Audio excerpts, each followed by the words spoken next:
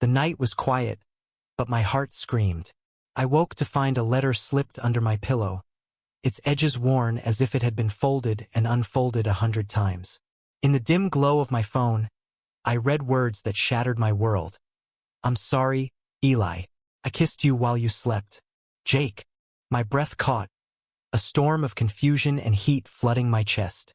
Jake, my straight roommate, the guy who'd spent 2 years at Ohio State charming every girl in our dorm, had done this.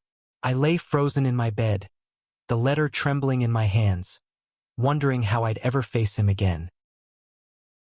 Eli Harper wasn't supposed to fall apart like this. I'd built my life on control, careful plans, quiet dreams, and a secret I'd buried deep. I was gay, and I'd been in love with Jake Sullivan since the day we met. Freshman year, he'd strode into our shared dorm room with a lopsided grin, his blonde hair messy from football practice, and said, "Hope you're cool with pizza every night, man." I wasn't, but I learned to love it because of him.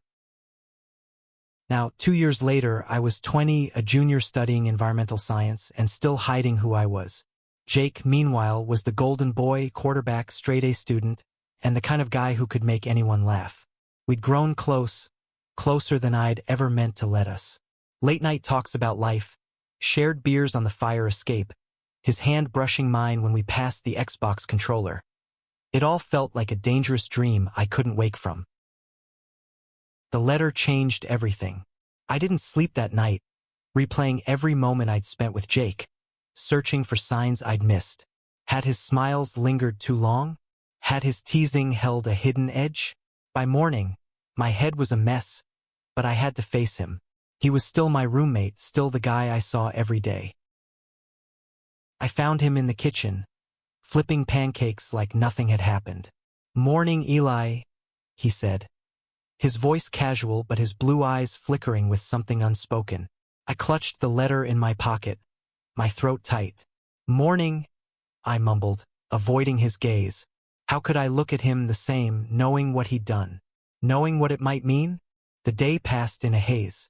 I skipped my ecology lecture, unable to focus, and hid in the library, the letter burning a hole in my bag. I read it again, tracing Jake's messy handwriting. "I'm sorry. I kissed you while you slept." Why hadn't he told me to my face? Was he ashamed? Curious? Or was it just a drunken mistake? The questions gnawed at me, but worse was the hope, the dangerous, fragile hope, that maybe, just maybe, he felt something too. By evening, I couldn't avoid him anymore. Our dorm was small, a cramped 2-bedroom with peeling paint and a view of the Columbus skyline. Jake was sprawled on the couch, watching a game, his feet propped on the coffee table. "You okay, man?" he asked, not looking up. His voice was too careful, like he was testing the waters. I wanted to scream. I wanted to throw the letter at him and demand answers. Instead, I said, "Yeah, fine," and retreated to my room. But I wasn't fine. My world had tilted, and I didn't know how to set it right. The next few days were torture. Jake acted normal, too normal, cracking jokes, leaving dishes in the sink, blasting music while he studied. But I noticed things I hadn't before. The way his eyes lingered when I laughed, the way he'd pause before saying my name. I started questioning everything. Had he always stood so close when we talked? Had his hand always brushed mine that way? I couldn't keep avoiding him, so I decided to confront him. Friday night, after a long day of classes, I found him on the fire escape, a beer in hand, staring at the city lights. The air was crisp, fall creeping into Ohio, and the silence between us was heavy. "Jake," I said, my voice unsteady. He turned, his face half-shadowed. "We need to talk." He didn't flinch, but his grip on the beer tightened. "About what?" I pulled the letter from my pocket, holding it up like evidence. "This." His face paled, and for the first time, Jake Sullivan looked scared. "Eli, don't." I cut him off, my heart pounding. "Why didn't you tell me? Why'd you do it?" He looked away, his jaw tight. "I don't know," he whispered. I couldn't stop myself." The words hit like a punch. I wanted to ask what that meant, wanted to demand if he felt what I felt. but fear held me back. Instead, I stood there, the letter crumpled in my fist, as the distance between us grew and shrank all at once. That night, I lay awake again, replaying his words. I couldn't stop myself. They echoed in my head, stirring a mix of anger and longing. Jake wasn't just my roommate anymore. He was a question I couldn't answer, a risk I wasn't sure I could take. But one thing was clear: nothing would ever be the same. The days after our fire escape talk were a tightrope walk. Jake and I moved around each other like ghosts, polite but distant. Our conversations clipped to safe topics: class, football, the weather. But the letter, now tucked in my desk drawer, was a silent scream between us, impossible to ignore. I started noticing Jake in ways I hadn't allowed myself before. The way his laugh filled the room, the way his hair caught the morning light, the way he'd hum off-key while cooking. It was torture, this heightened awareness, because every moment reminded me of his confession. "I kissed you while you slept." The words haunted me, a riddle wrapped in longing and fear. I threw myself into distraction. Extra hours at the library, late-night runs, anything to avoid our dorm. But Jake was everywhere, even in my thoughts. I catch myself wondering what he was doing, if he was thinking of me too. The hope I'd tried to bury grew stronger, and with it, the dread of what it could cost me. One night, I came home late from a study group to find Jake on the couch, a beer in hand, staring at nothing. The TV was off, the room dim. "You're avoiding me," he said, his voice low, not looking up. I froze in the doorway. "I'm not. You are." He stood, his eyes locking onto mine, intense and unreadable. "Eli, I messed up. I know that. But you can't just shut me out." My heart raced. "You kissed me, Jake, while I was asleep. What am I supposed to do with that?" He flinched, running a hand through his hair. "I don't know. I was drunk, confused. I saw you there and it felt right. For a second, it felt right." His words cut deep, stirring a storm of emotions. Anger, hope, betrayal. "And then what?" I snapped. "You wrote a letter and pretended it didn't happen?" I panicked. "Okay?" His voice cracked, raw and vulnerable. I'm not like that, Eli. I'm not." He stopped, his face twisting like he was fighting himself. "Not what?" I pressed, stepping closer. "Not gay? Not into me? Then why'd you do it?" He didn't answer, just stared at me, his chest rising and falling fast. The air between us crackled, heavy with everything unsaid. I wanted to shake him, to make him say it, but I was terrified of what I'd hear. Finally, he spoke, his voice barely a whisper. "I don't know what I am, Eli, but I know I can't stop thinking about you." My world stopped. I'd spent years hiding my feelings, convincing myself they'd never be returned. Now, Jake stood there, unraveling everything I thought I knew about him and myself. I wanted to reach out, to close the gap between us, but fear held me back. What if this was a mistake? What if he woke up tomorrow and regretted it? "I need time," I said, my voice shaking. I can't do this right now." He nodded, his eyes dark with something like pain. "Okay, I'll wait." The next week was a blur of tension. Jake gave me space, but his presence was a constant pull.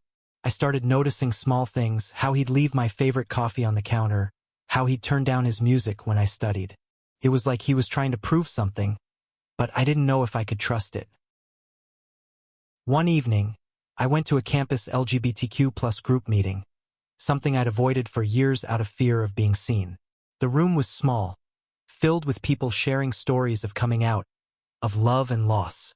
I didn't speak, but listening made me feel less alone. For the first time, I wondered if I could be honest. Not just with Jake, but with myself. When I got home, Jake was waiting, sitting on the fire escape again. "You went to that group," he said, not a question. His voice was soft, curious, not judgmental. I nodded, leaning against the railing. Yeah, I needed perspective. He looked at me, his eyes searching. Did you get it? I don't know, I admitted. But I'm trying. He smiled, small and hesitant, and my heart ached. I wanted to tell him everything. How I'd loved him for years. How his kiss had broken and rebuilt me. But the words stayed locked inside, too heavy to speak. Instead, I sat beside him, our shoulders brushing. The city lights stretched out before us, a reminder of how small we were in the grand scheme. Jake, I said quietly, what do you want from this? From us? He was silent for a long time, then reached for my hand, his touch tentative. I don't know yet, he said, but I want to find out. With you. My breath hitched, and for the first time I let myself hope, really hope, that this could be real. But hope was a dangerous thing, and I wasn't sure either of us was ready for where it might lead. Hope was a wildfire, beautiful and dangerous, and it was burning me alive. Jake's hand in mine that night on the fire escape felt like a promise. But promises could break. I spent the next days caught between wanting to believe him and fearing he'd pull away. We fell into a strange new rhythm. Jake was careful, almost too careful, like he was afraid of scaring me off. He'd linger in the kitchen while I made coffee, asking about my day with a softness that hadn't been there before. I caught him watching me sometimes, his eyes holding a question I wasn't ready to answer. But every touch, every glance, stoked the fire inside me. One Saturday we went to a local diner, a place we'd been 100 times. The neon sign buzzed outside, casting red light on Jake's face as we sat in our usual booth. He was quieter than usual, picking at his fries. Eli, he said finally, I've been thinking about us. My heart stuttered. Yeah. He leaned forward, his voice low. I'm scared, man. I've never felt like this before. Not with anyone. But when I'm with you, it's different. It's right. I wanted to believe him, but doubt gnawed at me. Jake, you're straight. You've dated girls your whole life. What if this is just a phase? His face hardened, not with anger but determination. It's not a phase. I don't know what I am, but I know I want you in my life. Not just as a friend. The words hit like a wave, pulling me under. I stared at him, my fries forgotten, my pulse racing. You can't just say that, I whispered. You can't mess with me like this. I'm not, he said, reaching across the table to touch my arm. I'm trying to figure this out, same as you. That night, back at the dorm, we sat on the couch, closer than we'd ever been. The TV played some old movie, but neither of us was watching. His hand found mine, his fingers lacing through, and I didn't pull away. For the first time, I let myself feel it, the warmth of his touch, the possibility of us. But the world wasn't as kind as that moment. The next day, I overheard a group of Jake's teammates in the quad, laughing about guys like that who ruin the team. Their words weren't about us, but they might as well have been. I saw the way Jake tensed when he passed them later, his easy smile faltering. He was still the golden boy, but I wondered how long that would last if they knew. I started pulling back, scared of what this could cost him. Football was his life, his scholarship, his future. I couldn't let him risk it for me. But Jake noticed. You're doing it again, he said one night, cornering me in the kitchen. You're shutting me out. I'm protecting you, I snapped, the words spilling out before I could stop them. You have no idea what this could do to you, Jake. Your team, your friends. They won't get it. He stepped closer, his eyes fierce. I don't care about them. I care about you. You say that now, I said, my voice breaking. But what happens when they turn on you? When you lose everything? He grabbed my shoulders, his grip firm but gentle. You're not everything I'd lose, Eli. You're everything I'd fight for. Couldn't breathe. His words tore through my defenses, leaving me raw. Before I could stop myself, I kissed him. It was quick, desperate, my hands fisting in his shirt. He froze for a heartbeat, then kissed me back, slow and deep, like he'd been waiting for this as long as I had. When we pulled apart, his forehead rested against mine, his breath warm on my face. "I'm not going anywhere," he whispered. "Not unless you tell me to." I wanted to believe him, but fear was a shadow I couldn't shake. The world outside our dorm wasn't ready for us, and I wasn't sure I was either. But in that moment, with his arms around me, I let myself dream of a future where we could be more than a secret. Our kiss changed everything, but it didn't make things easier. Jake and I were caught in a fragile bubble, stolen moments in the dorm where no one could see. A brush of hands, a shared glance, a kiss when the world wasn't watching. It was intoxicating, but it was also a lie we couldn't keep forever. I started noticing the cracks. Jake's teammates began to whisper when I showed up at games, their eyes lingering too long. One night, his friend Matt cornered me outside the dorm. "You and Jake are tight, huh?" he said, his tone sharp. "Hope you're not messing with his head." I brushed it off, but the words stuck. Jake noticed my mood, pulling me aside after practice. "What's wrong?" he asked, his hand on my arm. I told him about Matt, about the whispers. His face darkened. "They don't know anything," he said. "Let them talk." But it wasn't that simple. The next week, someone scrawled a slur on our dorm door. Jake scrubbed it off before I could see, but I heard him cursing under his breath. "It's nothing," he lied, but his eyes told a different story. I started to pull away again, terrified of what this was doing to him. "We can't keep this up," I told him one night, my voice shaking. "You're risking too much." He grabbed my hand, his grip fierce. "You're worth it, Eli. Don't you get that?" I wanted to believe him, but the world kept pushing back. At a party, one of his teammates got drunk and loud, joking about keeping Jake in line. I saw the way Jake's jaw tightened, the way he avoided my eyes after. He was trying to be strong, but I could see the toll it was taking. One night, we went for a drive, escaping the dorm's suffocating walls. We ended up at a quiet lake outside town, the water reflecting the stars. Jake turned to me, his voice soft. "I don't care what they think, Eli. I love you." The words stopped my heart. I dreamed of hearing them, but they felt too big, too fragile. "Jake," I whispered, "you don't know what you're saying." "I do," he said, his eyes steady. "I've never been surer of anything." We kissed under the stars, the world falling away. For that moment it was just us, no whispers, no slurs, no fear. But reality waited, and I knew we couldn't hide forever. Back at the dorm, things got worse. Jake's coach pulled him aside, warning him about distractions. I overheard, my stomach twisting. That night I found Jake on the fire escape, his head in his hands. "They're watching me," he said. "They think I'm slipping." I sat beside him, my heart heavy. "Maybe we should stop," I said, hating the words. "Maybe this isn't worth it." He looked at me, his eyes blazing. "You're worth everything, Eli. I'm not giving you up."